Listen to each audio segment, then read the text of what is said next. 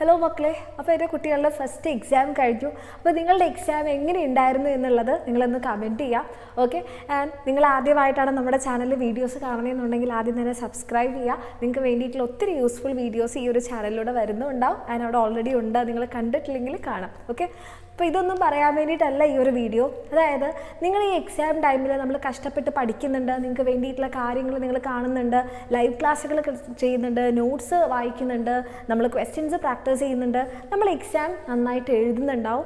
ചിലപ്പോൾ നിർഭാഗ്യവശാൽ നമ്മുടെ ആ എക്സാം നമുക്ക് എന്തെങ്കിലും കാരണവശാൽ എഴുതാൻ പറ്റിയിട്ടില്ലെങ്കിൽ ഓക്കെ, നമ്മൾ ചെയ്യുന്നൊരു മിസ്റ്റേക്ക് എന്താണ്? നമ്മൾ എപ്പോഴും ചെയ്യുന്നൊരു കാര്യമാണ്, നമ്മൾ ഫ്രണ്ട്സിനോട് ചോദിക്കും നിങ്ങളുടെ എക്സാം എങ്ങനെ ഉണ്ടായിരുന്നു അല്ലേ. ചിലപ്പോൾ അവർ പറയും ഞാൻ നന്നായിട്ട് എഴുതി, അല്ലെങ്കിൽ ചിലപ്പോൾ അവർ പറയും ഒന്നും എഴുതാൻ പറ്റിയില്ല, അത് കിട്ടിയില്ല, ഇത് കിട്ടിയില്ല.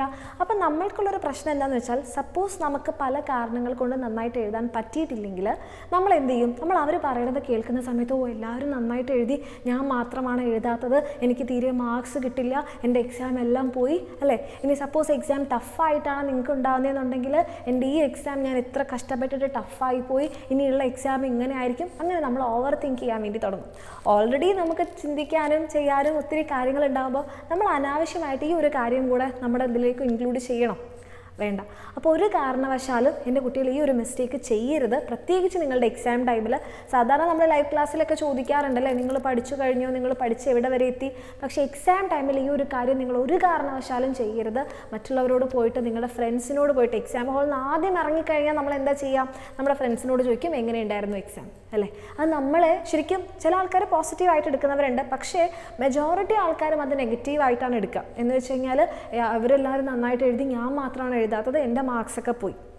ഓക്കെ, അതൊരു കാര്യം ചെയ്യാതിരിക്കുക. രണ്ടാമത്തതായിട്ട്, നിങ്ങൾക്ക് സപ്പോസ് എന്തെങ്കിലും കാരണവശാൽ നിങ്ങൾക്ക് മോശമായിട്ടാണ് ആ പേപ്പർ ഉണ്ടായതെങ്കിൽ ഇരുന്ന് പിന്നെ അതിൻ്റെ ആൻസർ കീ നിങ്ങൾ കാണണ്ട, നിങ്ങളത് ചെയ്യാതിരിക്കുക. കാരണം നിങ്ങളിപ്പോൾ അതിൻ്റെ ആൻസർ കീ ചെക്ക് ചെയ്തതുകൊണ്ട് നിങ്ങൾക്ക് അതിന് മാർക്സ് കൂടുമോ? ഇല്ല. ചിലപ്പോൾ നമുക്കുണ്ടാകും ഇതൊന്ന് ശരിയാണോ എന്നൊന്ന് ചെക്ക് ചെയ്ത് കഴിഞ്ഞാൽ സമാധാനം കിട്ടും, ആശ്വാസം കിട്ടുന്നുണ്ടെങ്കിൽ ഓക്കെ നിങ്ങൾ ചെക്ക് ചെയ്തോളൂ, കുഴപ്പമൊന്നുമില്ല. അതല്ല, നമ്മളൊന്നും എഴുതിയിട്ടില്ല, ഇനി ആൻസർ കീയും കൂടെ കണ്ട് നമ്മുടെ ആദ്യം കൂടുകയാണെന്നുണ്ടെങ്കിൽ ആ കാര്യം എൻ്റെ കുട്ടികളെ ചെയ്യാതിരിക്കുക.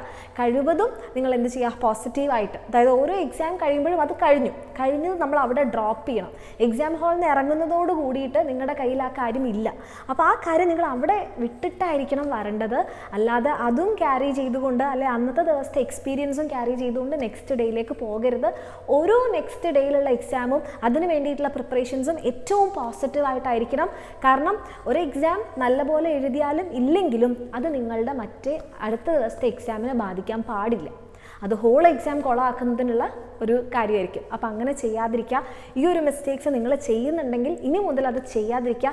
അങ്ങനെ എന്ത് ചെയ്യുക? നിങ്ങളുടെ ഫ്രണ്ട്സിനും ഇങ്ങനെയൊക്കെ ചെയ്യുന്ന നിങ്ങളുടെ ഫ്രണ്ട്സ് ഉണ്ടെങ്കിൽ അവർക്കും ഷെയർ ചെയ്യുക. ഓക്കെ, യൂസ്ഫുൾ ആയെങ്കിൽ അറിയിക്കുക. And all the very best. ഇനിയുള്ള എക്സാംസ് ഏറ്റവും പോസിറ്റീവായിട്ടുള്ള ചിന്തകളോട് കൂടി ഏറ്റവും പോസിറ്റീവായിട്ട് മുന്നോട്ടേക്ക് കൊണ്ടുപോവുക. All the best.